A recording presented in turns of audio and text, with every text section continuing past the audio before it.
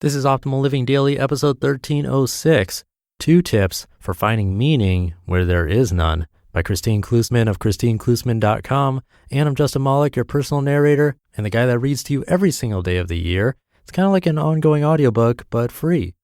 And I can do this every day for free thanks to sponsors like Babbel. I think learning another language is such a great skill. You never know when or why you'll use it. And Babbel's lessons are designed to get you speaking confidently in your new language. It's been proven to be effective across multiple studies. So choose from 14 different languages and try Babbel for free. Go to Babbel.com or download the app and try it for free. That's Babbel, Babbel.com, or download the app to try for free. Babbel, speak a new language with confidence. For now, let's get right to it as we optimize your life. 2 Tips for Finding Meaning Where There Is None, by Kristine Klussman of KristineKlussman.com. One of the most important skills in our quest to infuse more meaning and joy into your life is being able to make meaning, especially in activities we don't see as meaningful. Our brains are primed to notice and remember negativity, things we don't like or want to do, while barely registering the positive. This is called the negativity bias, which evolved as an adaptive mechanism to protect ourselves from threats in the environment. Because of this bias, we have to make a special effort to get our brains to notice, register, and savor the good. It's the same with meaning. All too often, we assume activities and tasks like cleaning, cooking, commuting, responding to emails are meaningless. It's not that these are inherently negative activities, but because most people view them as necessary evils, they don't obviously offer a chance at a meaningful experience. They seem totally devoid of value in the bigger picture. But as with so many things in life, perspective is everything. Here are 2 techniques that can help you transform your meaning deserts into rich sources of fulfillment. Try the opposite emotion. This classic cognitive behavioral technique is very effective at reframing your most banal, least enjoyed activities. Here's how it works. We assume that you, like most people, ordinarily wash dishes on autopilot, and maybe even a little begrudgingly. Now, interrupt that emotion and line of thinking by pushing yourself to feel the opposite: grateful, proud, fulfilled.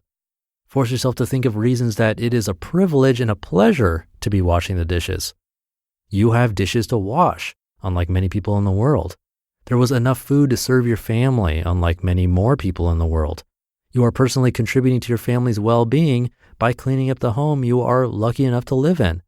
You have indoor plumbing and a functioning sink, and don't have to carry dishes to the river to wash outside at the mercy of the elements. Come up with as many reasons as you can. Don't worry if it feels at first that you're faking it. Expand your mind as much as possible, looking for every reason that this is a worthy task. You might surprise yourself how easy it turns out to be once you get going. Take snapshots of meaning. This was one of the most profound meaning hunting expeditions I have ever done. It started as a photo experiment to try and photograph things throughout my day, my house, and my life that moved my needle in any way. I was craving a way to capture and collect meaning clues that was easier and more immediate than journaling.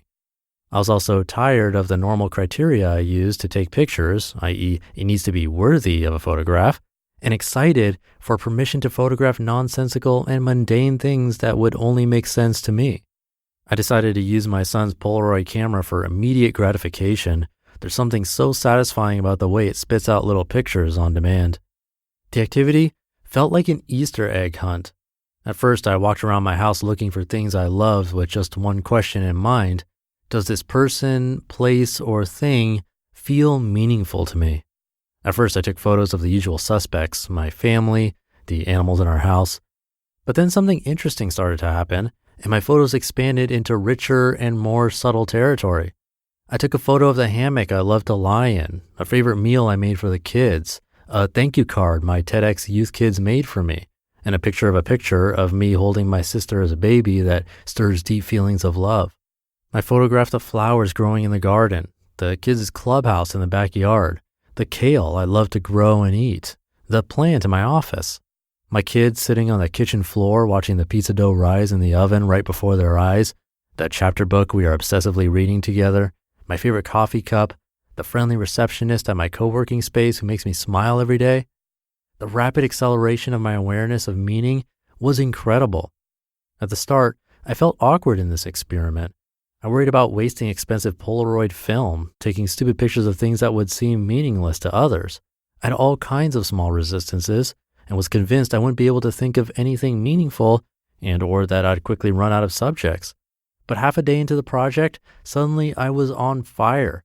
I was noticing things that held deep meaning for me everywhere. My favorite tree in the front yard, the remnants of a family board game from the prior night, the stuffed animals on my son's bed, a sweet reminder note my partner left on my computer, the empty bottle of wine we enjoyed while comparing notes about our day. When I looked at the collection of photos I had amassed, I was amazed at my emotional response to them. What had seemed like unworthy objects of photography had coalesced into a beautiful collage of my life, a small treasure chest of cherished moments and beloved encounters that would normally be forgotten, but were now memorialized to be savored again and again. I pasted these photos into a notebook. Every time I look at them, I'm amazed how profoundly they capture the essence of who I am, what matters to me, and where I derive my greatest sources of meaning. This quirky photo essay was created in just one day of looking under rocks for meaning. And it grew from being something I was not sure I would bother to keep when I was done to one of the few objects in my house I would absolutely grab in a fire. You just listened to the post titled 2 Tips for Finding Meaning Where There Is None by Kristine Klussman of KristineKlussman.com. Thank you again to Babbel for their support. You can learn Spanish, French, German, Russian, Swedish, Italian, and more. And using Babbel, you can be speaking your new language within weeks. Babbel's 10 to 15-minute lessons are super convenient, available anytime, anywhere on your desktop, smartphone, or tablet, as an app or online, and synced across devices, so you can always pick up where you left off. And Babbel's lessons are crafted by language experts and voiced by native speakers. It helps you get ready for being out there in the real world. And they even have speech recognition technology so you can perfect your pronunciation and accent. It's super cool. You can try Babbel for free. Go to Babbel.com or download the app and try it for free. That's Babbel, Babbel.com, or download the app to try for free. Babbel, speak a new language with confidence. I'll leave it there for today. Hope you're having a great day, and I'll be back tomorrow reading to you where your optimal life awaits.